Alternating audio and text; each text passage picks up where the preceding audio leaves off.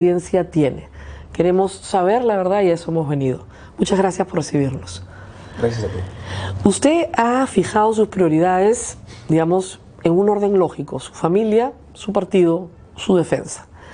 Yo voy a invertir el orden en esta entrevista y voy a empezar por su defensa. Y vamos a tener que hablar, por lo tanto, de sus campañas. De la campaña 2006, de la campaña 2011. La presunción de la Fiscalía es que usted se ha enriquecido en esas campañas, tanto en la del 2006 como en la del 2011, pero empecemos por la del 2006. ¿Sus fondos personales se mezclaron alguna vez con los fondos del Partido Nacionalista? No. ¿Nunca? No. ¿No hubo la posibilidad de que usted utilizara fondos del partido para sus bienes personales, para sus asuntos personales? No, porque en realidad nuestro patrimonio, nosotros siempre hemos tenido patrimonio, somos de una clase media acomodada, tanto Nadine como yo. Venía de 2 años de haber estado en Europa y en Asia como agregado militar y agregado de defensa, así que no teníamos esa necesidad. Lo que ambos dijimos, vamos a trabajar en un proyecto político, y con Nadine quedamos en que ella me iba a apoyar por un tiempo porque después quería dedicarse a su actividad profesional y familiar. Entonces lo del partido fue una cosa muy separada a lo de nuestro patrimonio. Es evidente que usted declara un patrimonio cuando entra a la presidencia, y lo había declarado antes también. Usted tenía un departamento propio de soltero, no de soltero, pero lo había adquirido cuando era soltero. Así es, que, con apoyo de mis padres. Que todavía lo mantiene como una renta, porque es un departamento chiquito. Y luego usted regresa efectivamente como agregado militar, y los agregados militares tienen la posibilidad de ahorrar. Con esos ahorros y lo que tenía, ya entonces con 2 hijas, compran en el 2004 una casa. En 2007. ¿No es el 2004 que empiezan a comprar la casa? El 2006-2007 compramos la casa. Ok. Con un crédito hipotecario. Exactamente. Pagan una parte de cuota inicial, como es natural, con sus ahorros y el crédito hipotecario. Sí, la casa costó $160.000 y el crédito hipotecario fue de $100.000. Ustedes pagaron 60 y había que pagar 100. Tenían 15 años para pagarlo. Muy bien. Ya en ese entonces estaban ustedes imbuidos en el proyecto político. Usted solo tenía su pensión, que entiendo ni tocó muchas veces, y su esposa hacía consultorías, y con eso se mantenían. Lo que presume la Fiscalía es que estas consultorías fueron de favor. Es decir, en realidad no hizo los trabajos, sino personas amigas de ustedes, que les tenían cariño, etcétera, les daban una remuneración mensual para que ella pudiera vivir, a cambio de un recibo de honorarios y un pequeño informe. ¿Eso es verdad? ¿Fueron contratos de favor? No. Es más, Nadine ya trabajaba, antes de que fuéramos a Europa, antes de que nos casáramos, Nadine trabajaba con un catedrático de la Universidad de Lima. Tiene publicaciones con su nombre que demuestran que no es un favor, sino es su trabajo. Y en ese momento ganaba más plata que yo. Evidentemente, usted era soldado. Y tenía el sueldo de militar. Así es. En cambio, ella ganaba como una consultora de la Universidad de Lima, formaba parte de un equipo de consultorías de la Universidad de Lima. Después de eso, cuando llegamos al Perú, Nadine tiene trabajos, y yo, aparte de mi pensión, a raíz de las críticas que comienzan ya a hacerme de cómo vivo, de qué vivo, curso, etcétera, decidimos por consejo de los asesores en el partido asignar una remuneración al presidente del Partido Nacionalista. O sea, tenía una remuneración como presidente del partido, entonces aparte de mi pensión de militar. Ok, entonces usted recibía una remuneración del partido. Así es, como presidente. ¿Y eso más o menos cuánto era, para tener una idea? En esa época creo que era 7.000 soles. Perfecto. Mensuales. Entonces, con lo que usted ganaba de la pensión, más su remuneración de presidente del partido, más los contratos de Nadine y los ahorros, bueno, evidentemente, los ahorros sí se pueden explicar. Evidentemente, muchos creen que esos contratos, sobre todo los que son con Venezuela, son contratos que en realidad no son contratos. Los contratos con el señor Paredes, por ejemplo, que después fue ministro, que tampoco fueron contratos. No tiene nada de malo, le digo, es darle empleo a una persona, amiga. Y si no es muy, digamos, competente o no produce mucho y hay que pagarle todos los meses, tampoco es delito. ¿No pasó eso? No. Eso lo conocemos nosotros porque muchas veces en el ejército decimos no mezclar el trabajo con la amistad. Pero en el caso de nosotros, de todos los contratos que ha tenido Nadine como asesora, solo hay dos que han sido cuestionados. Y el de Venezuela no hay ningún cuestionamiento ahí, es sospechas. Bueno, todos estos son sospechas. Todos son sospechas. Pero en el de Venezuela estamos hablando de una empresa que inclusive tenía un contrato con el Grupo Comercio.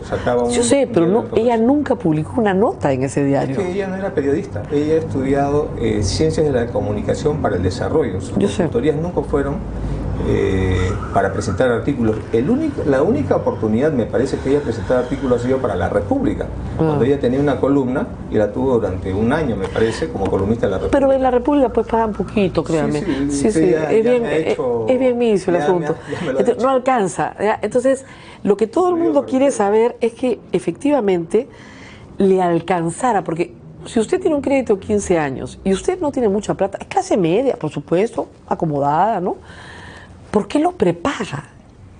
Porque nosotros teníamos esa posibilidad de prepagar, aparte, como le digo, teníamos en ese momento el apoyo también de mis padres. Acuérdense que de los 7 hermanos de padre y madre, 5 viajaron a Europa, y en el caso de los 2 que nos quedamos, mis padres nos apoyaron económicamente. Mi padre y mi madre son políticos, tienen la sangre en la política en las venas, y ellos veían que estaba muy bien y querían alentarnos con esto. Entonces, ¿usted también recibía un ingreso mensual de su papá? No, eran apoyos esporádicos, pero más allá de ese tema de que no, pero es anecdótico, no es anecdótico, porque eso conforma... El global era, nuestro patrimonio era mi pensión, mi sueldo de militar, mis ahorros, los ahorros de Nadine que ella había generado antes de viajar a Europa conmigo, mi sueldo de militar, que mientras yo estaba ganando una remuneración en el por servicio en el exterior, mi sueldo quedaba en Lima, ¿no? Entonces todo eso nos permitió a nosotros acceder a un crédito hipotecario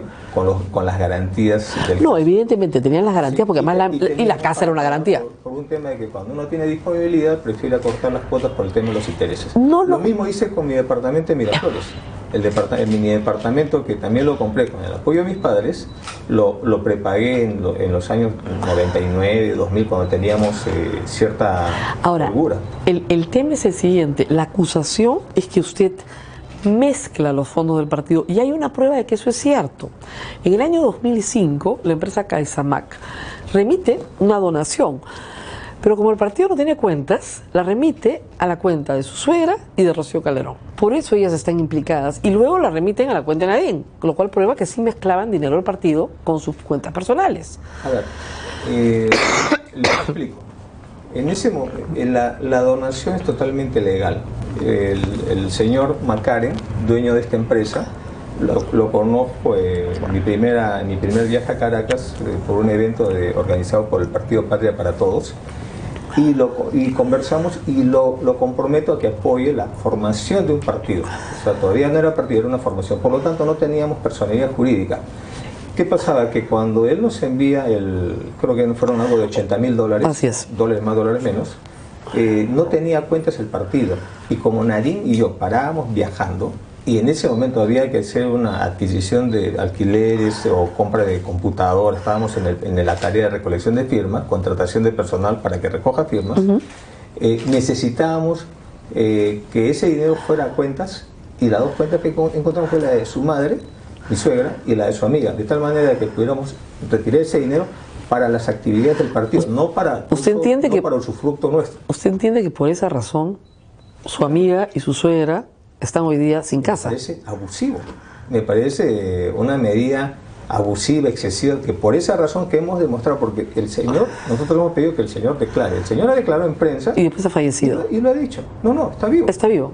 Está vivo, y ha dicho bien claro, yo he apoyado un proyecto y me siento satisfecho. Pero el asunto es que muchos piensan que usted se tiraba el vuelto de la campaña, para ponerlo de cierta forma, a la forma más vulgar. Usted y su mujer se tiraban el vuelto de la campaña y con eso hacían una pequeña fortunita para poder vivir. Que por último tampoco sería delito, pero no lo hicimos. Hasta en eso hemos sido pulcros. Teníamos nuestra plata y hemos utilizado nuestra plata. No hemos mezclado las cosas. La campaña del 2006 fue sancionada, no solo a su partido, a todos los partidos por la OMP, porque yo he leído las actas. Es imposible justificar lo que se gastó versus lo que ustedes declararon. Es decir, alcanzaba con las justas para pagar la publicidad en televisión. lo que ustedes declararon. Y no se consideraban los gastos pues, de transporte, mítines, asesorías, consultas, etcétera. Entonces, obviamente, fueron sancionados por la OMPE con la pérdida del financiamiento público, que obviamente como el Estado no lo daba, no perdieron nada. Pero fueron sancionados porque la información estaba mal dada. A ver, para aclarar esto.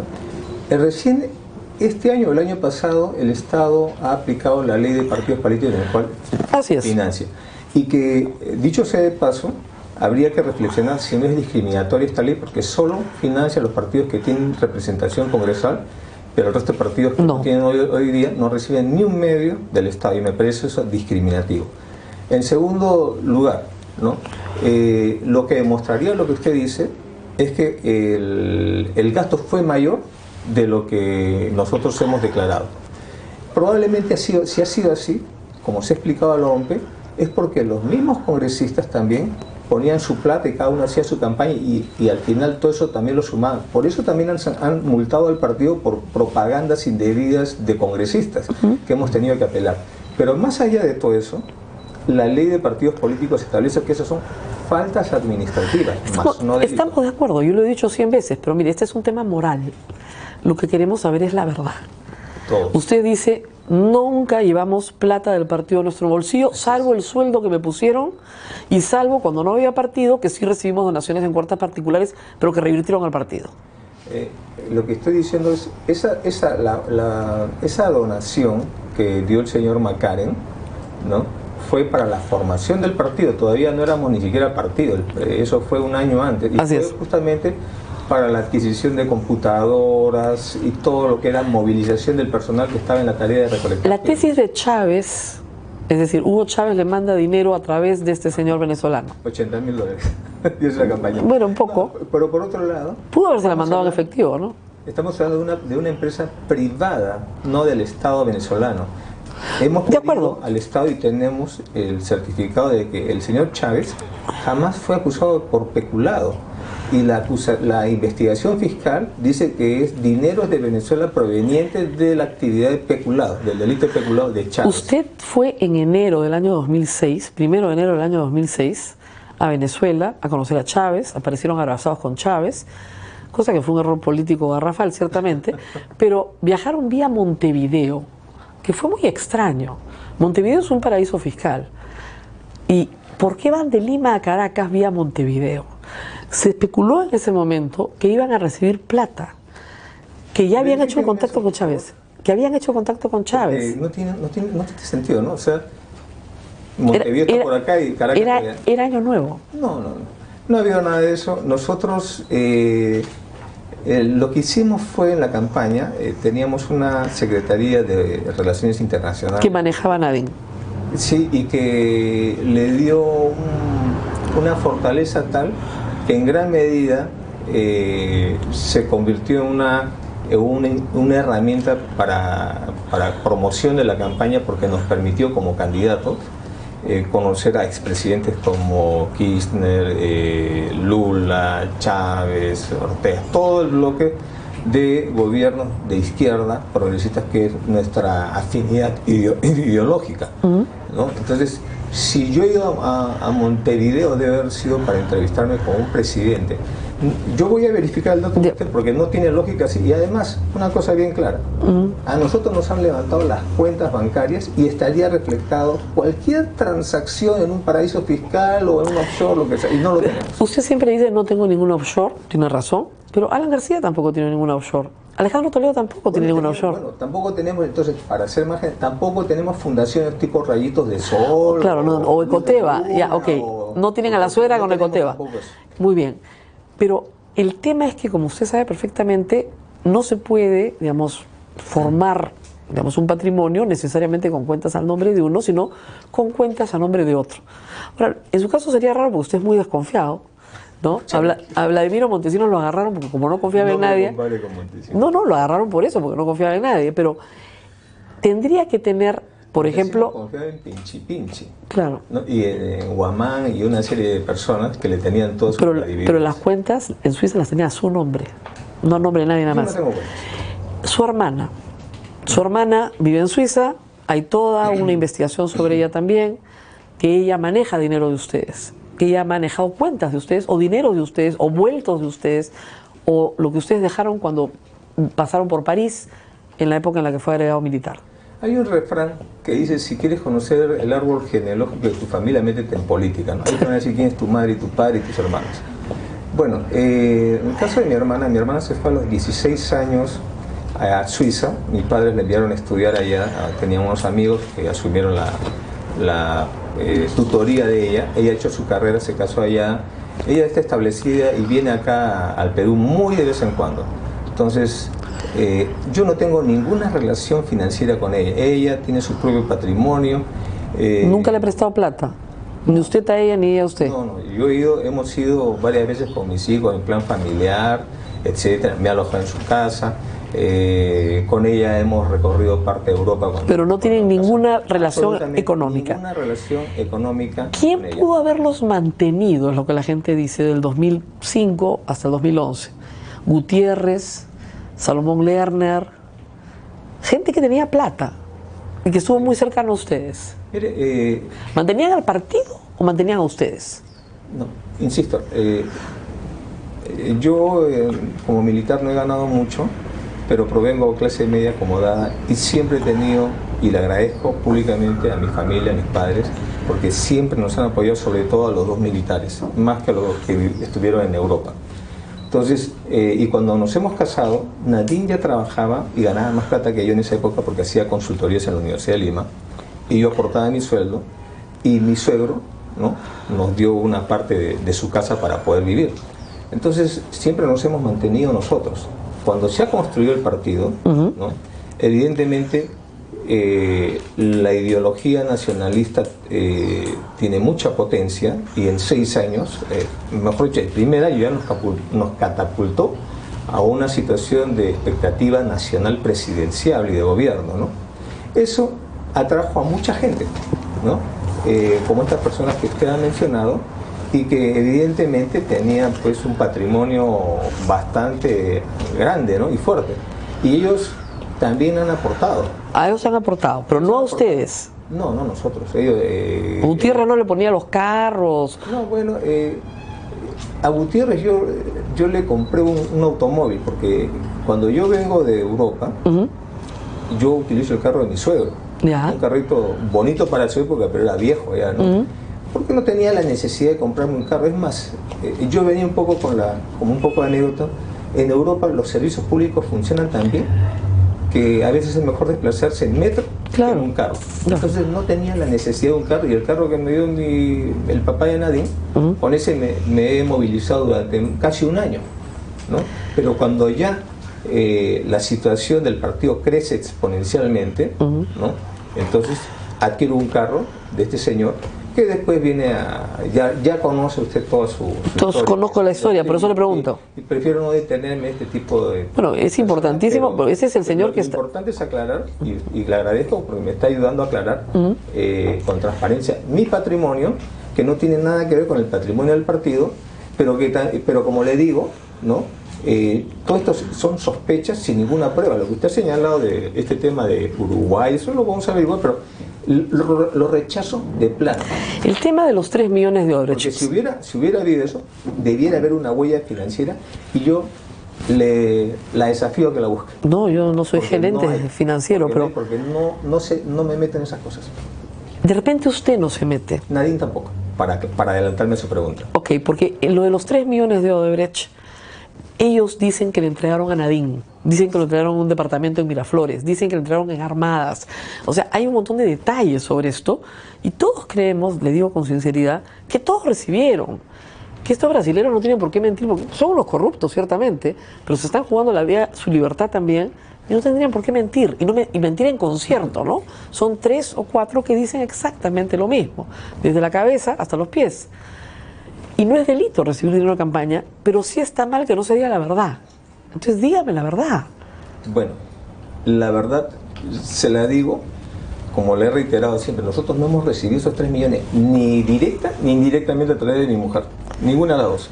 Lo que yo creo es que acá, efectivamente, una empresa tan grande como Odebrecht, ¿no?, y que ha durado desde el primer gobierno de Fujimori, ¿no?, a la actualidad. Desde el 79 está en el Perú. Gracias, del 79. Entonces, yo me imagino que dentro de un modelo de economía abierta y de mercado, donde muchas veces el jefe de Estado se convierte en promotor de inversiones, ¿no? Unos más, otros menos. Usted menos, ¿no? Yo menos, porque yo he promovido inversiones, pero no me he subordinado a los empresarios. Bueno, vamos a hablar de eso en la segunda parte. Pero usted niega y que estas personas que son un delirio colectivo. Lo que quiero decir, primero, es que yo entiendo que este es, por lo que veo, asumo, y por lo que mismo el señor Odebrecht dice, esta es una práctica que hacían las empresas en general. Así es. ¿No? Entonces, yo asumo que probablemente a muchos les ha dado. El problema acá es que todos los beneficios que ha ganado Odebrecht a la actualidad es la no incriminación del señor Barata a través de un acuerdo que no sé si usted lo conoce, pero yo no lo conozco. Bueno, nadie lo conoce en detalle, pero puede acceder a sus bienes, puede recoger sus 11 millones de dólares, sí, es verdad. Todo eso lo ha conseguido gracias a lo que él lo que él ha dicho sobre nosotros sin mostrar pruebas. Es con el caso que él ha conseguido, entonces con nuestro caso. Señor presidente, un testimonio es una prueba porque además es un testimonio corroborado. Sí es prueba. En un juicio oral, si estas personas ratifican lo que han dicho, están diciendo una tras otra algo que sí se puede probar, porque en primer lugar, la campaña del 2011 fue carísima, fue más cara que la del 2006. Fue carísima. Y de nuevo, el mismo problema. Si usted ve las cifras reportadas a la OMPE, lo que ustedes declaran con las justas alcanza para pagar la publicidad en televisión. O sea, hubo más plata. Primer problema. Y el segundo problema es que no se declara en muchísimos casos quiénes son los verdaderos aportantes. A ver. Y eso es verdad, todos lo sabemos, no mintamos, no se sabe quiénes son los verdaderos aportantes. A ver. O sea, 10 empresarios amigos de Salomón Lerner le daban la plata a él y él la ponía y no le decía a usted quién eran, porque no querían aparecer, ¿o no? Diga la verdad. ¿Puedo responder? Sí. Ok, mire, acá estamos hablando de dos cosas, ¿no? Los casos que están del comportamiento corrupto de esta empresa, donde han coimeado para conseguir proyecto línea 1 del metro, IRSA, planta de Huachipa, etcétera, y que muchos de esos proyectos, como usted lo ha señalado en sus programas anteriores, están ya señalados en el acuerdo que tienen con Estados Unidos, y que cronológicamente se puede determinar en qué gobierno... Sí, es el gobierno de Toledo y el gobierno de García. Así es. Ya. En mi gobierno no ha habido eso. Vamos a ir en la segunda parte. Pero déjeme terminar. Plata de campaña. Entonces, esos actos de corrupción hoy día están tratando de ser solapados a través de la criminalización de los aportes de campaña y de la criminalización de los partidos políticos. El primer partido al que lo están criminalizando es el Partido Nacionalista Peruano. En ese sentido... Le concedo eso, tiene razón, pero ¿qué pasa con los fondos? A ver, pero como decimos, déjame dar a luz. A ver. ¿Ya? Entonces, cuando estábamos solos, ¿no? Teníamos a toda la comunidad política tirándonos barro. Cuando con nuestro caso, con nuestra investigación, el señor Barata consigue blindar a sus funcionarios, todo lo que hemos dicho, ya lo sabes, todo eso lo consigue. Entonces, no es que gana, ya ganó, pero ¿no? La presión mediática hace que la Fiscalía tenga que preguntar lo que no querían preguntar, y al preguntar lo que no querían preguntar, descubren, ¿no? Una serie de que le dieron a todos de esta empresa y otras empresas tal vez, ¿no? Entonces eso yo comprendo que refuerce la credibilidad de estos funcionarios y más bien merme la credibilidad de nosotros. Sobre eso yo haría algunas reflexiones. Primero, que el señor Barata como el señor Odebrecht han señalado, ¿no? Dentro de que ellos supuestamente han aportado a todos, de que con nosotros no consiguieron ningún favor. Ese es uno. Ese es un tema de corrupción. Tenemos dentro de las declaraciones una línea directiva que es Odebrecht, Mameri, Barata. Los dos primeros señalan de que autorizaron al tercero para que él pague, y el tercero dice que pagó, ¿no? No ha mostrado ninguna prueba, pero dice que pagó. Sí. Bien. Y los tres dicen que eso se pagó a través del Departamento de Operaciones Estructuradas. Así es. ¿Qué dice el Departamento de Operaciones Estructuradas? El responsable de Operaciones Estructuradas dice que Esos 4.8 millones de reales fueron pagados a una empresa de comunicaciones, no a nosotros. Eso lo dice el responsable. Es como que... ¿A la empresa Fabre? Su carro, ¿A la empresa Fabre? ¿Perdón? ¿A la empresa que contrató a Fabre? No, a una empresa de comunicaciones. Ni Fabre ni Garreta hablan que les ha pagado este señor. Y él ni los conoce. El tesorero, ¿qué dice el tesorero? Que es Migliaccio. Él dice que no sabe qué cosa es Soache. Y que a Garreta lo conoce y le pagó, pero en el año 2014. Para otra campaña. Cronológicamente usted podrá deducir para qué fue. No, fue el tema de Susana Villarán. Pero, digamos... Pero entonces tenemos una contradicción entre ellos, entre estas dos, la línea de directores y la línea ejecutiva de operaciones estructuradas. O sea, pero además, usted cree que Barata se tiró la plata además, y no pagó. Pero además... Es lo que está sembrando. O sea, le dijo a Odebrecht que pagó y no pagó. Yo estoy reflexionando. Pero además, el mismo Silva dice que en muchos casos, ya revisando sus cuentas, detectan que muchos de esos dineros han sido desviados por los propios directivos. ¿Ya? Porque era un manejo muy informal, ¿no?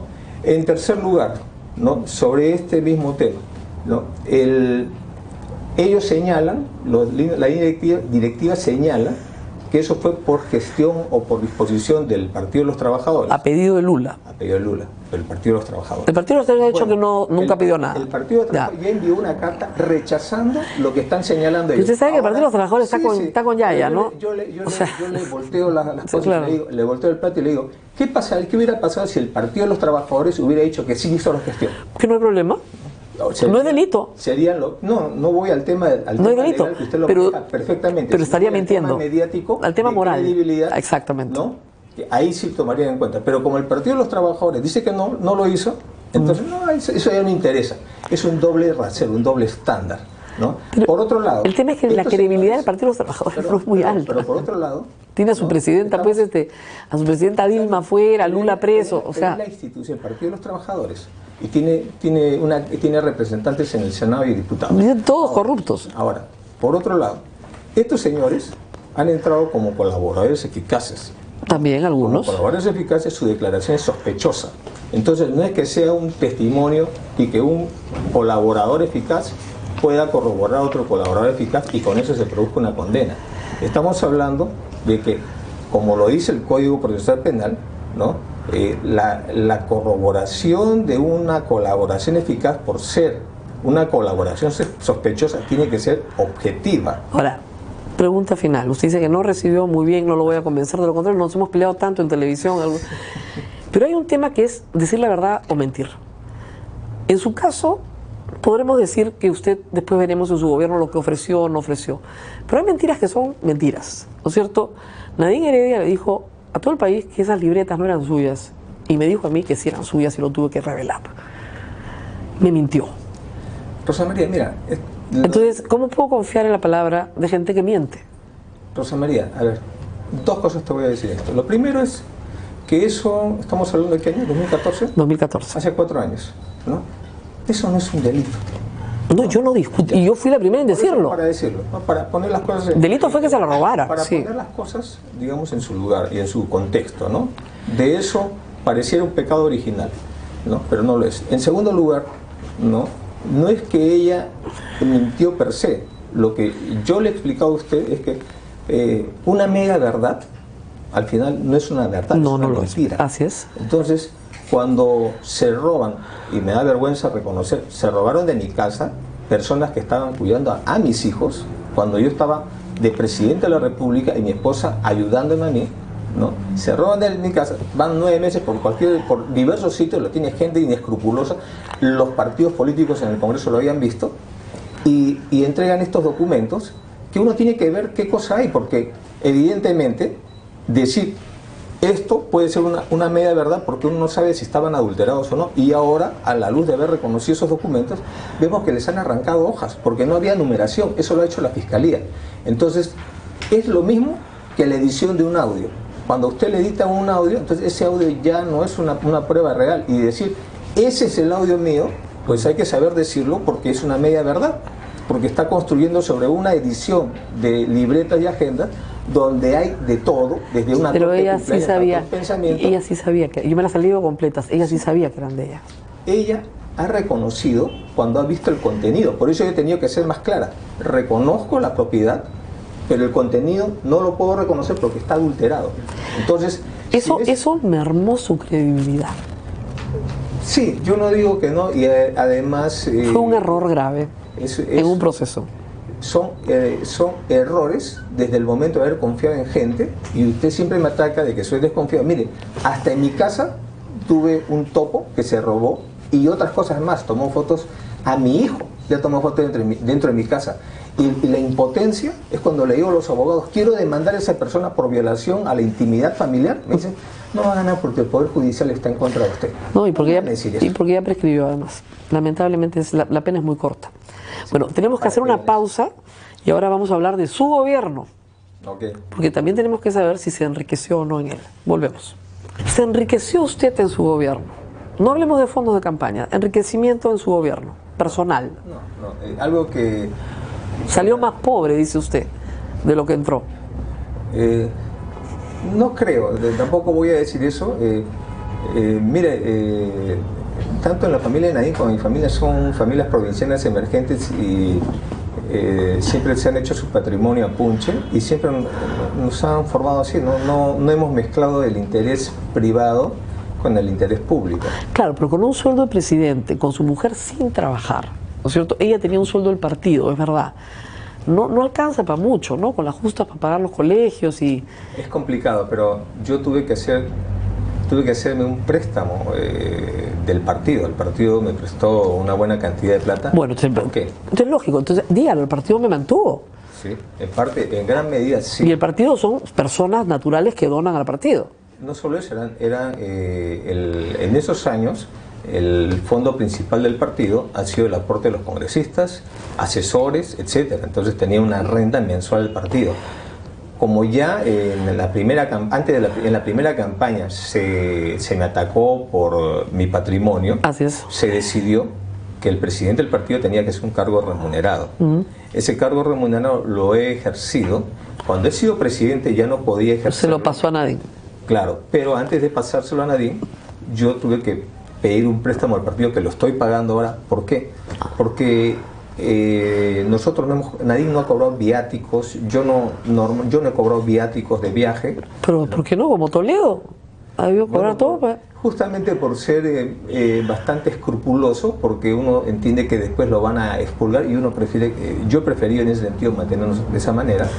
Entonces, hay muchos gastos que tiene un presidente, la familia presidencial, porque como dicen, la nobleza obliga, la representación del país obliga, que no lo va a cubrir el Palacio, y si uno quiere cubrir, después se lo van a sacar como un arma. O sea, los ternos no se los cubre Palacio, no, digamos. Para nada. Ya, muy bien. Pero en la mujer es más complicado. Claro, pues tiene que vestirse bien. La mujer, si se pone 2 vestidos seguidos, la rajan, ¿no? Si va mal vestida, también le cae el raje. Pero si va muy bien vestida también, que fue el caso de Nadine. No hay forma de no perder en eso, ¿no?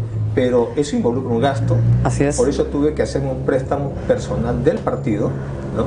En el caso del hombre no, porque yo me compro 10 ternos del mismo color y no pasa nada. O el mismo terno con 10 corbatas y ya está. Así es. Pero el problema es que muchos percibieron que su casa fue remodelada, que fue arregladita, ¿no es cierto? Sí. Que compró un poquito más al costado, me parece. No. En la misma casa, la mejoraron, digamos, ¿no? Sí, le aclaro. La casa de mis suegros. Así es. Es donde en estos momentos, producto de la incautación de mi casa, estamos viviendo. Así es. La casa del costado es de un amigo, familia de cariño de los suegros de Nadine y de Nadine, que la ofreció cuando estábamos en Europa. Se lo ofreció a mi suegro y nos permitió la oferta y la compramos. Así es. Porque él quería irse de allá porque su familia está en Europa. Muy bien. Entonces quiso venderla y la vendió en $160,000. Un buen precio. Se lo compramos. Entonces, nosotros no hemos tenido la propiedad de mi suegro, sino hemos tenido nuestra casa. Claro, pero la han ido remodelando, mejorando. Y hemos pagado, y eso está dentro de la contabilidad, dentro de la pericia que nos han hecho. Está eso. Hemos mejorado, evidentemente. Es una casa tan antigua como la de mi suegro, ¿no? Claro, 40 años, pero le han hecho arreglos, pisos, muebles. Entonces se presume que usted con el enriquecimiento que tuvo... ahí hay muchas cosas que... Son mitos, pero... Te agradezco que me preguntes, pero... O sea, he sido presidente del Perú, pero tengo que estar contestando estas cosas. Pero si es necesario, La gran parte de los muebles fue el regalo de boda de mi suegro, y están los papeles, ¿no? El viaje de bodas fue con apoyo de mis hermanos también. Bueno, pero eso ya pues, Europa. era muy joven en esa época. Pero digamos, ya cuando fue presidente, o sea, yo sé que estas preguntas pueden ser molestas, pero eso es lo que está haciendo la Fiscalía. La Fiscalía está yendo a su... Entonces estamos viendo la parte legal o la parte de gestión de gobierno. No, la gestión durante su gobierno, porque le dicen que durante su gobierno, durante su gestión de gobierno, usted Pero hablemos de la gestión. se enriquece. Por ejemplo, le da la buena prueba a Odebrecht en el gasoducto sur. Primero, ¿en qué forma me he enriquecido? Le da la buena prueba a Odebrecht. ¿Qué? O sea, ya. En sus signos exteriores de riqueza. Mis hijos estudiaban en el Jairan cuando llegamos de allá. Mi hija estuvo en el André Malraux y de ahí lo pasó al Jairan. Todos mis hermanos han estudiado en el Franco Peruano o en el Hans Christian, ¿no? Mis cuñados en la Inmaculada. Entonces, hemos mantenido el nivel. He mantenido la misma casa, la única casa que he comprado como bien familiar a nombre de mi esposa. Tengo mi departamento en Miraflores que lo compré, como se dice, de soltero, con apoyo de mis padres. No me había comprado un vehículo y cuando llego a Palacio tengo los vehículos de Palacio, ¿no? Para comprarme un vehículo, ¿no? Tenía su Jeep, ¿no? Su camioneta Jeep, es así que la manejaba. Esa es del año 97. Sí, ¿no? Viajancona, me he subido. Esa ahora está incautada, del año 97. Esa es la que se han incautado, sí, me di cuenta. Sí, ahora, cuando se ha hecho, por ejemplo... ¿No le dio el gasoducto sur a Odebrecht? Hablemos del gasoducto sur, dame 3 minutos para explicarte. Yo sospecho que el tema de corrupción está en Cuntur. ¿Por qué? Porque en el gobierno de García, como lo dicen las empresas, ¿no? Hubo mucho interés del gobierno para que lo tenga Odebrecht. Y le dan a través de una iniciativa privada autosostenible. Quiere decir que el Estado no pone plata, ¿sí? Pero evade el concurso. Así ¿no? es. Y normalmente las iniciativas privadas autosostenibles, autofinanciadas, se hacen donde no hay interés de mercado. O sea, hacer el mantenimiento de un puente a 5.000 metros de altura, ¿no?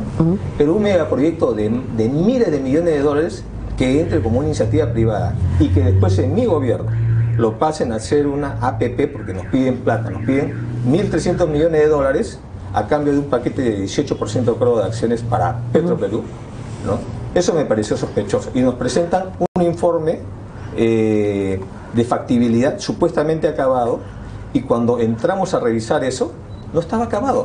Para darle un ejemplo, el trazo del ducto lo habían hecho en escritorio, o sea, no se habían dado el trabajo de ir al terreno a hacer el trazo del ducto. Además, no tenía en cuenta el ducto de los líquidos. ¿Qué otro problema? Ok, pero se va a un concurso y el concurso lo gana Odebrecht. Obligamos a concursar a todos. Con postor único. No fue postor único, postularon 3, es como una carrera, como en una maratón, sí, ¿no? Fueron quedando. Uno se quedó 100 metros antes de la meta, ¿no? Y además... La acusación, y le implican a Nadine, es que se quedó 100 metros antes de la meta por órdenes de Palacio. No, eso es absurdo. ¿Quién lo dice? Hay que ver, me gustaría que me preguntes eso también. Pero además, hay que ¿Quién lo dice? A ver. Hay que señalar que se puso la cláusula anticorrupción. Primera vez en la historia del Perú que se pone una cláusula anticorrupción, que quiere decir que si yo descubro que la empresa ha cometido algún delito, se le interviene todos sus activos. Ese contrato ahora es nulo porque ya simplemente no se pudo, por razones de viabilidad económica, seguir adelante con él. Ahí viene el tema, de que la empresa, el proyecto se paraliza por insolvencia de la empresa. La empresa, antes de dejar el gobierno, nos pide flexibilizar el marco del mercado de capitales, que quería bancos de otro nivel, de un subnivel, y no le aceptamos eso. Y por eso la empresa, al final de cuentas, paralizó. Y yo creo que el gobierno, recomiendo al gobierno retomar el tema porque eso es una necesidad para toda la macro. Esa es la única anotación que tengo de cohecho, digamos, posible. No hay ninguna otra, eso es verdad. En ese sentido es verdad. Pero usted se peleó con todo el mundo en su gobierno. Se peleó con la izquierda. Se peleó con Javier de Canseco y muchos lo culpan, digamos, de haber causado un daño irreparable a su vida, porque en el Congreso lo persiguieron los nacionalistas hasta suspender los 120 días. Se peleó con sus ministros, con sus primeros ministros, se peleó con sus congresistas y por último se peleó hasta con su candidato presidencial del 2016. Se quedó solo. ¿No confía en nadie? ¿Cómo que no? Primero, el Partido Nacionalista no tiene mellizos, o sea, ha nacido solito, ¿no? Así como yo he nacido solo, no tengo mellizos, así también nació el partido. La ideología nacionalista, ¿no? Ha tenido, y es una ideología potente, que en menos de un año logró catapultar al partido como uno de los partidos con opción a ser gobierno. En ese momento nosotros teníamos una serie de carencias, nos faltaban cuadros, ¿no? Y abrimos las puertas a nuestros primos hermanos, que es la izquierda. Bueno, les fue pésimo en el 2006, se les fue la mitad de UPP, se les fueron. Debió haber aprendido la elección, pero no la aprendió. En 2011 metió la misma gente al Congreso y se le fue la mitad. Y después que se le fue casi todos. Había un ex primer ministro israelí que me decía que Israel ha avanzado mucho en las tecnologías de defensa satelitales, de la salud, pero en la mente humana es muy difícil penetrar la mente de una persona, que una persona de un momento a otro pueda cambiar su posición y pueda convertirse en otra cosa. Es muy difícil predecir una decisión. Hay teorías sobre la elección racional, etcétera, pero es un misterio el cerebro de las personas. ¿Usted cree que a usted lo traicionaron muchos? Yo creo que sí. Yo creo que muchos defraudaron el proyecto, y no solo defraudaron, pretenden, ¿no? Es como decir que el huevo quiere enseñarle a la gallina cómo empollarlo, ¿no? O sea, hay una lista larga, ¿no? Omar Chejade, Torres Caro. Usted los menciona, yo no voy a mencionarlos. ¿Por qué no lo menciona? Porque ya los está diciendo usted, pero lo que quiero mencionar es no al mensajero, sino el mensaje, ¿no? Pero hubo gente que sí fue leal con usted y a la que usted maltrató. A ver, esa es la segunda parte de la pregunta, que me dirá usted quién, con el Ejecutivo. Nosotros no tuvimos una mayoría absoluta como hay hoy día, sino teníamos que fabricar mayoría. Tuvimos una mayoría relativa y con socios coyunturales. Entonces usted verá que muchos proyectos de ley que sacamos eran básicamente con diversas bancadas. ¿No se arrepiente del daño a Javier Díaz Canseco? ¿Perdón? ¿No se arrepiente del daño político a Javier Díaz Canseco? Nosotros no le hemos hecho ningún daño. Votaron para suspender los 120 días acusándolo de corrupto. Nosotros no le hemos hecho ningún daño a Javier Díaz Canseco. Lo que allí ha habido es un tema en el cual la oposición de ese momento manejó eso. Y en la bancada hubieron gente que lo apoyó y gente que no lo apoyó. Es parte de la formación de la disciplina, parte de la indisciplina que había dentro de las bancadas. Entonces, o sea, usted verá que no ha sido un voto de consigna. Pero además sí, a Javier Díaz Canseco le dimos la oportunidad de que sea congresista, ¿no? Y ni Nadine ni yo albergamos ningún tipo de odio en nuestro corazón. Creo y respetamos la memoria de Javier, un magnífico político, un magnífico parlamentario, ¿no? Pero no nos pueden echar la culpa a nosotros de ese tema. ¿Espantó usted la inversión privada? No. Fue timorato, Conga nunca fue. Pero Conga no es la inversión privada. O sea, yo sé, pero digamos, Conga nunca fue. Fue su capitulación el primer año. A ver, hablemos un poco. Cuando llegamos a gobierno, lo que encontramos era un país que estaba entrando en un proceso se estaba entrando en un proceso de depresión externa porque se caían los precios de los minerales. Ya había pasado la época de las vacas gordas que administró García, donde América Latina creció a un ritmo de 4 o 5% y el Perú 7 a 8%. Eso ya había pasado. Lo que nos tocó a nosotros fue viento en contra. Y aún así, solamente en inversiones mineras del quinquenio tuvimos más de 40.000 millones de dólares frente a los 16.000 que tuvo el gobierno anterior de García, sin Conga y sin Conga acá. En segundo ya venían las Bambas, evidentemente iban a salir en su gobierno. Las Bambas salen en su gobierno. No, eso es fácil decir. La ampliación de Cerro Verde venía de todas maneras, ya estaba en la línea. ¿Qué trajo nuevo usted? Ese es menoscabar o menospreciar. ¿Qué trajo nuevo? Los grandes proyectos no nacen, ya está encaminado, no.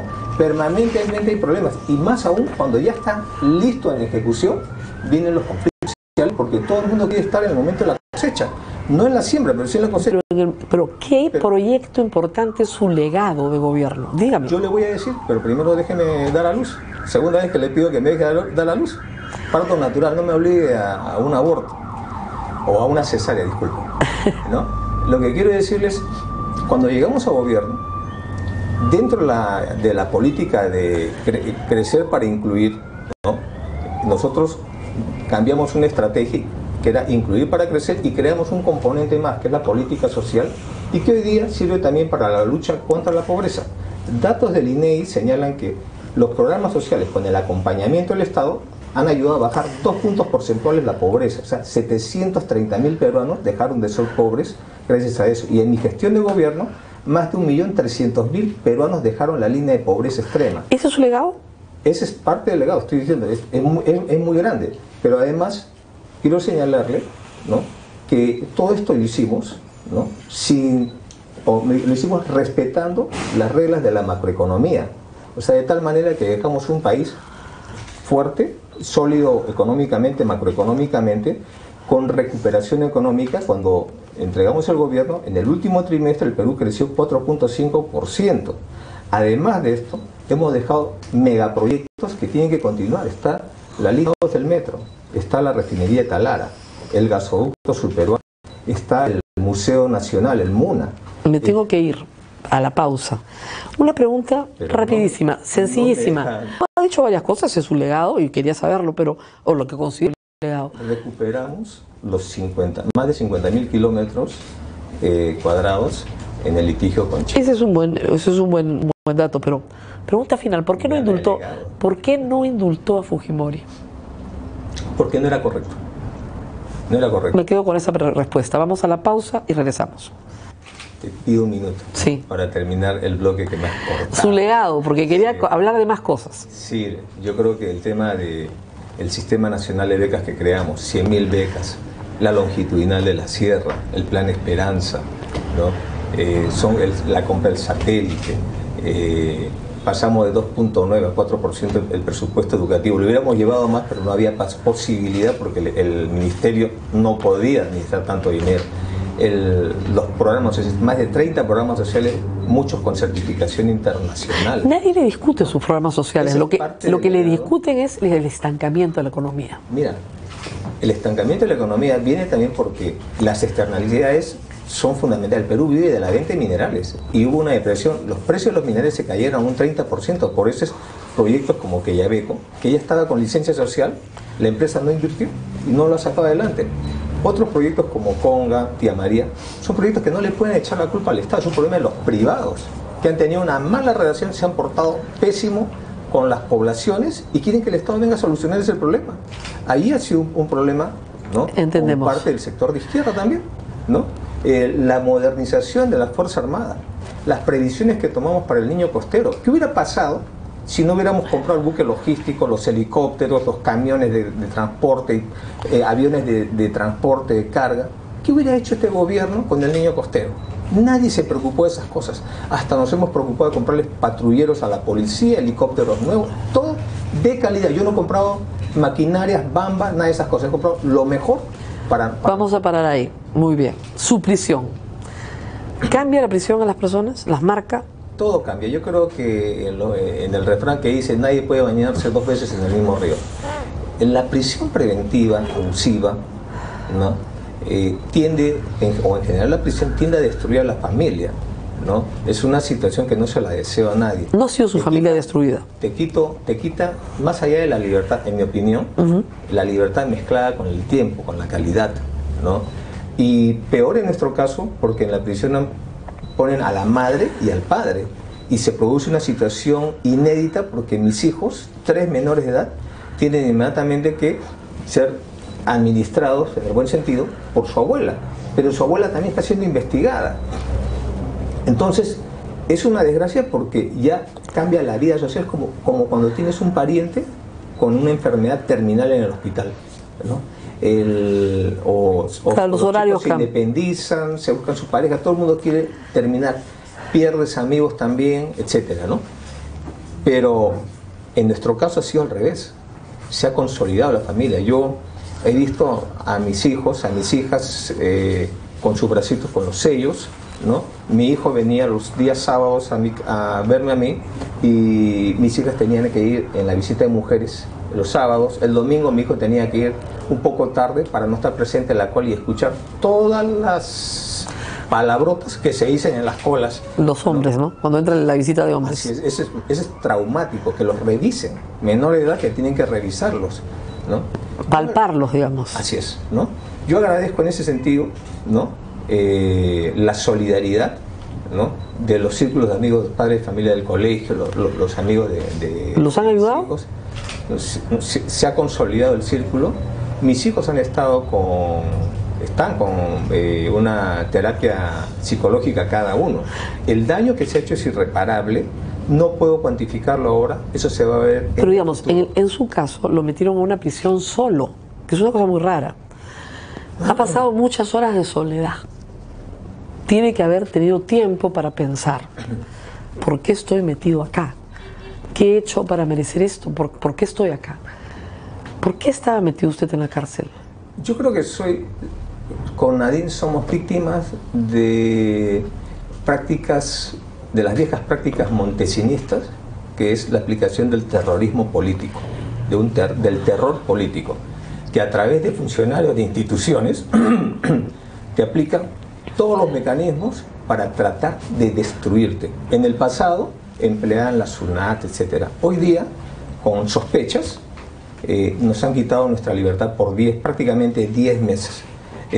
¿Cómo podemos enfrentar nosotros un proceso de investigación si no tengo una comunicación segura con mi esposa? O sea, que usted cree que esto corresponde a una conspiración política en su contra. Yo creo que esto es parte de dirigida, que van más allá. ¿Dirigida por quiénes? Que van más allá de un fiscal o de un juez. Después de eso, ¿dirigida por Alan García?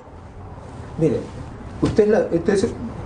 son los momentos de mayor lucidez que le he visto cuando usted me dice esto, ¿no?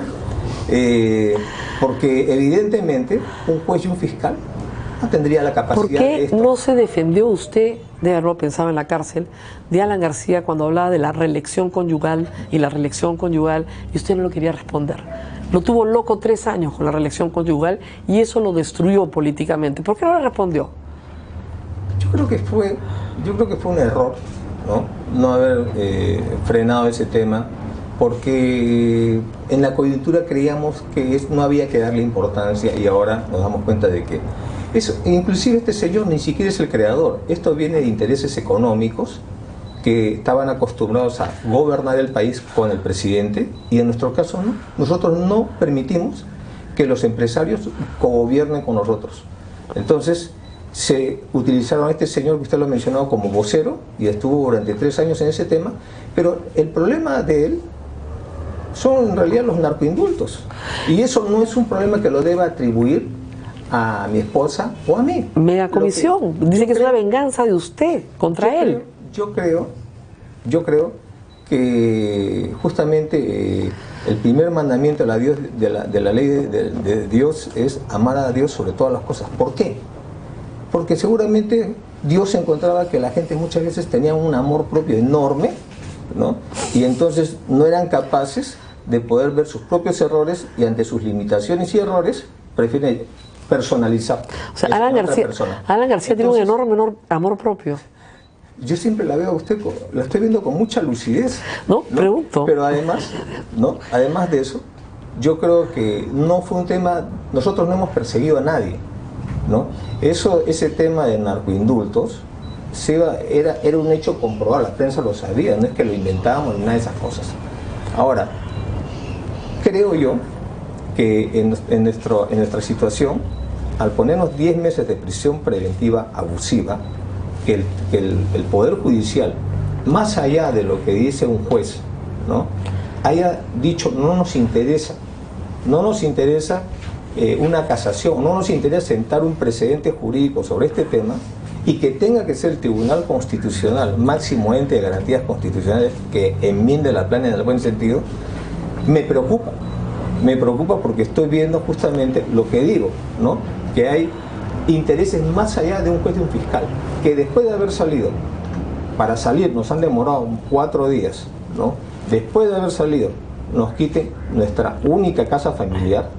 O sea, ¿cómo podemos llamar esto si no es prácticas montesinistas de aplicación del terror político, en las cuales mi familia no hemos tenido tiempo de sentarnos con nuestros hijos, con Nadine, y decirles, miren chicos, esto ha pasado, esto es así. No hemos tenido tiempo de procesar ese problema y entramos, una mañana nos tocan el timbre y tienen que salir mis hijos sin tomar desayuno, ¿no?, y tenemos que estar buscando a dónde ubicarlos y sacar ellos sus cosas para el colegio, felizmente que están de vacaciones, ¿no? Y esa noche mi hijo ha dormido en la casa de un familiar, mis hijas en la casa de unas amistades y yo y Nadine hemos tenido que dormir en la casa de mi suegro. Esto ha obligado también a que mi cuñado tenga que mudarse y buscarse un departamento. Y estamos siendo víctimas de una hostilización permanente. No solo es hoy día, ayer, todos los días hay una hostilización. ¿Pasan por su casa? ¿Le gritan cosas? Así es. La cosa es así. ¿no? Entonces, yo siento... ¿No tiene resguardo policial? Tenemos un resguardo policial que esperemos que se mantenga, porque yo no he perdido mi condición de expresidente de la República, pero es lo único que tengo, y mi pensión de expresidente, no tengo nada más. ¿El Congreso no le pone personal como le pone a García? No. El Congreso no he puesto nada, y tampoco voy a estar mendigando al Congreso. Yo soy un expresidente, no tengo por qué mendigarle a una institución que tiene 5% de aprobación. Ya vendrán buenos tiempos, pero eso sí, yo creo que esto, y desde acá yo hago una exhortación, ¿no?, a la comunidad internacional, a la OEA y a todos los organismos como la Comisión Interamericana de Derechos Humanos, Naciones Unidas, del maltrato que se está haciendo acá y que estamos entrando a una situación que vulnera el Estado de Derecho. ¿Cómo se puede proteger, cómo se puede apadrinar a este tipo de funcionarios que utilizan el poder para el mal? Dicen que estas personas en realidad los han victimizado y les han hecho un favor. Y Nadine es candidata al 2021 de todas maneras. Bueno, mira, dos cosas, ¿no? O sea, si me han querido hacer ese favor, no se los he pedido porque han hecho un daño irreparable a mi familia. Es un caro favor. Con dos favores de eso, no sé qué pasaría, ¿no? Pero en segundo lugar, ¿no?, cuando Nadine me acompañó en el gobierno, Nadine tenía un proyecto profesional. Ella ha sido, desde estudiante, ella hacía consultorías. Y yo le dije que tenía la aspiración política, después de haber haber hecho el levantamiento en Locumba contra la dictadura de Fujimori, después que denuncié a todo el alto mando de la Fuerza Armada por haber firmado el acta de sujeción, y después que me invitaron al retiro. Y quedamos con ella en un acuerdo bien claro, ¿no? Ella, como esposa, me iba a apoyar, iba a ser una activista de las políticas sociales del gobierno, pero terminada la gestión de gobierno, ella quería retomar su vida privada profesional y ver la situación y atender a nuestros hijos, porque entienden... ¿Ella no quiere ser candidata? No. ¿La cárcel la ha golpeado más a ella que a usted? Porque ella no ha aparecido, salvo para criticar la medida de incautación, pero... Nadine es fuerte y entiende, justamente para no dar el discurso a estos eternos enemigos que tenemos, ¿no?, de victimización, porque no nos estamos victimizando. Hemos preferido que mejor salgo yo a hablar, porque para que no lo tomen por el lado de la victimización. Pero eso no quiere decir que Nadine, como madre, no esté muy preocupada, muy mortificada. Evidentemente. Nos han quitado libertad. No va a ser candidata. Nos han quitado nuestra casa. Le han congelado las cuentas al partido. El fiscal dice que el partido no debe postular el 2021.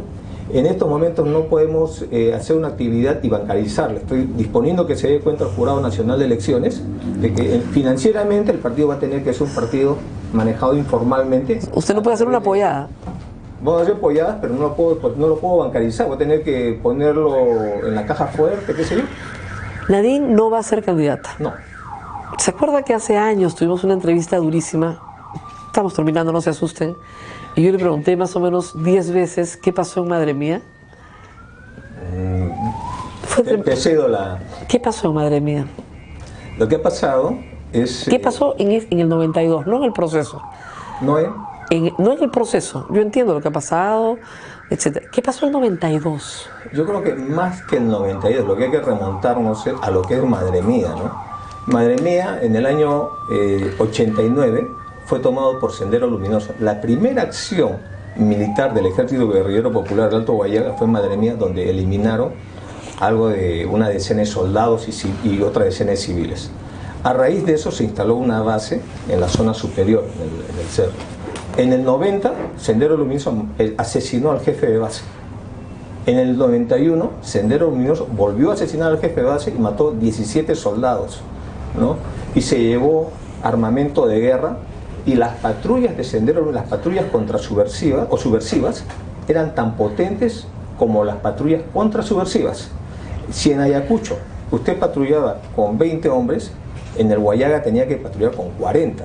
Si no, era un suicidio lo que estaba haciendo usted, ¿no? En el 92, lo que yo encontré era una situación donde el Estado no estaba, donde el oficial tenía que hacer de cura, de juez, de fiscal, de hermano, de padre, y donde, como no había administración de justicia, por ejemplo, si usted quería, su problema de usted es que su vecino, la vaca de su vecino se ha comido su alfalfa. Se iba a quejar a la base porque no había quien quejarse. Para la base eso no era un problema que ameritara viajar 2 días a pie a un sitio y arriesgar toda una patrulla. Entonces iba usted y le decía, mi vecino es terruco, ¿no? Para obligar a que salga a la base. Salía a la base y lo emboscaban, ¿no? Fue una situación de guerra y sobre eso, en el gobierno, el primer gobierno de Alan García y en el gobierno de Fujimori se dictó un manual, el ME 41/7, donde se dispone la eliminación física de la organización política administrativa de Sendero Luminoso. Esa era la situación. Sobre eso yo no lo acepté y lo denuncié. Y después por eso me quitaron el mando de tropa y me internaron en el hospital militar para quitarme el mando de tropa. Me pusieron en el pabellón de tuberculosis. Me tuvieron 3 meses metido ahí por haber denunciado esa situación, ¿no? Yo no he violado los derechos humanos. Yo he trabajado con honor y de manera correcta. Lo que pasa es que de allí, cuando soy conocido como personaje al haber hecho el levantamiento militar, no tengo ninguna denuncia. Tampoco tengo ninguna denuncia en la Comisión de la Verdad. A mí no me han denunciado.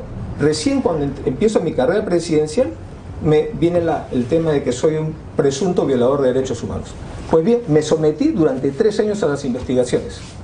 Y después de haberse hecho más de 80 testimoniales, pericias, etcétera, donde se descubre que ese señor es un mentiroso compulsivo, le hacen un peritaje psicológico, etcétera, no hay lo que ellos decían, se me absuelve, ¿no? Hoy día, madre mía, es un caso cerrado, pero veo como hay una presión política que lo quieren abrir. Hay una comisión en el Congreso que, como usted lo ha dicho, es una comisión congresal. ¿Para qué sirve una comisión congresal? Y cómo se prostituyen las comisiones en el Congreso, ¿no? Cuando tienen mayoría y perversidad, se juntan 2 cosas, ¿no? Porque a veces es preferible tener a un inepto en el Congreso que tener un perverso que no descansa, ¿no? Entonces, lo que están haciendo es tratar de meter terror a todas las en esta investigación y presionar a la fiscalía que arde. Entonces llaman a jueces, fiscales.